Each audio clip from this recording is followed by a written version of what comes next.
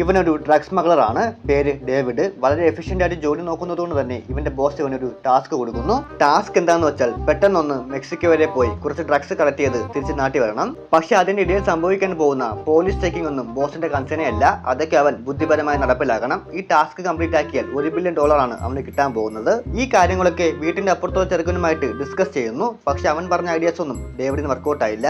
അങ്ങനെ ഇരിക്കുമ്പോൾ RVയിൽ ഒരു ഫാമിലി അവിടേക്ക് വരുന്നു. അവരുടെ വണ്ടി ചെക്ക് ചെയ്യാതെ ട്രാഫിക് പോലീസ് പറഞ്ഞുവിടാൻ പോകുന്നത് കണ്ടപ്പോൾ ഡേവിഡിന് പെട്ടെന്നൊരു ഐഡിയ തോന്നി. ഒരു വ്യാജ കുടുംബത്തെ ഉണ്ടാക്കിയെടുക്കണം. മോന്റെ റോൾ ചെയ്യാൻ അവനൊരാളെ കിട്ടി. ഇനി ഭാര്യയും മോളും വേണം. ഭാര്യയെ തപ്പി ഒരു ഡാൻസ് ബാറിലേക്കാണ് അവൻ പോയത്. രാത്രി വേണമെങ്കിൽ ഭാര്യയായിട്ട് വരാം, പക്ഷെ മോർണിംഗ് ഓൾറെഡി ബുക്ക്ഡ് ആണെന്ന് പറഞ്ഞ് അവൾ ഒഴിഞ്ഞു മാറിയതായിരുന്നു. പക്ഷെ കൈ നിറച്ച് പൈസ കൊടുക്കാമെന്ന് പറഞ്ഞപ്പോഴത്തേക്കും മനസ്സ് മാറി. മോളെ അന്വേഷിച്ച് ഒരുപാട് നടക്കേണ്ടി വന്നില്ല. അവന്റെ നെയ്ബർ കുറെ നാളെ വളയ്ക്കാൻ നോക്കിക്കൊണ്ടിരിക്കുന്ന ഒരു പെണ്ണിനെ കാണിച്ചു കൊടുക്കുന്നു. റോബറി ആയിരുന്നു അവളുടെ മെയിൻ പരിപാടി. അവൾ സമ്മതം മൂടിയപ്പോൾ കുറെ നാളത്തെ ആഗ്രഹം ഇവൻ നടപ്പിലാക്കി. സഹോദരിയെ ഒന്ന് കെട്ടിപ്പിടിച്ചു.